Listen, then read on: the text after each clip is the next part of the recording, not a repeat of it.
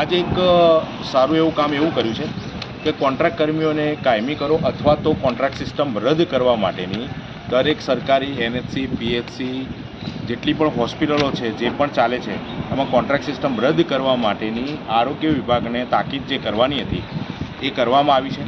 બરાબર. હવે એ બેઝ ઉપર હું કોર્ટ કાર્યવાહી કરીશ અને જેટલા પણ કર્મચારીઓ હોસ્પિટલમાં કામ કરે છે, જે સરકારી ગ્રાન્ટેબલ છે, કોર્પોરેશનની છે, એનએચસી પીએચસી સિવિલ હોસ્પિટલ કે જેટલી પણ આરોગ્યના વિષયક જે સેવાઓ છે, સામૂહિક આરોગ્ય કેન્દ્ર હોય કે કંઈ પણ હોય, બરાબર છે, નાની એવી ડિસ્પેન્સરી બી સરકારી હશે ને તો એનો કર્મચારી જે કોન્ટ્રાક્ટ પર છે એને પગાર ઓછો મળે છે, બીજા બધા લાભ મળતા નથી. તો એના માટે આપણે ઝુંબેશ ચાલુ કરી છે. આમ આદમી પાર્ટી હોસ્પિટલ કેર કમિટી તરફથી હું અધ્યક્ષ સ્થાનેથી જાહેરાત કરી ચૂકેલો છું.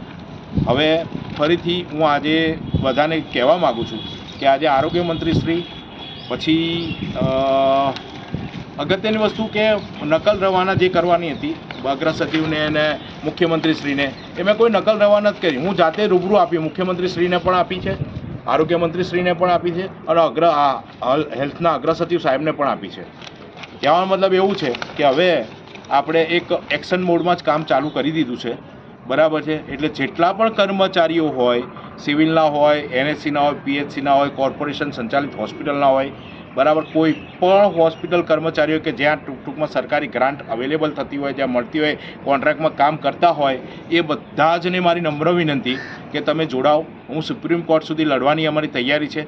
વકીલની ફીસ બાબતે તમે તમારી રીતે વાત કરી શકો છો, વકીલની ફી તમારે આપવાની છે, પણ ન્યાય માટે હું તમારો સહકાર આપવા માટે તૈયાર છું, સહકાર આપીશ હંમેશા. હું જેવું પહેલી જ પિટિશન દાખલ થશે એવું તરત હું મીડિયામાં અને બધી રીતે જાહેરાત કરીશ કે ભાઈ આ હોસ્પિટલના કર્મચારીઓ પોતાના હક માટે કોર્ટના સહારે ગયા છે. કારણ કે આપણને પૂરો બંધારણ, ભારતનું જે બંધારણ છે એના ન્યાય પ્રણાલી, ભારતની દેશની ન્યાય પ્રણાલી પર પૂરેપૂરો વિશ્વાસ છે.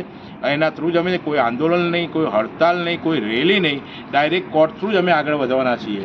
હાઈકોર્ટ, સુપ્રીમ કોર્ટ, લેબર કોર્ટથી શરૂઆત કરીશું, નહીં તો પછી હાઈકોર્ટની શરૂઆત કરીશું. પણ ટૂંકમાં અમે બધું ત્યાંથી કામ બધાને ન્યાય અપાવવાનો પ્રયત્ન કરીશું. આભાર.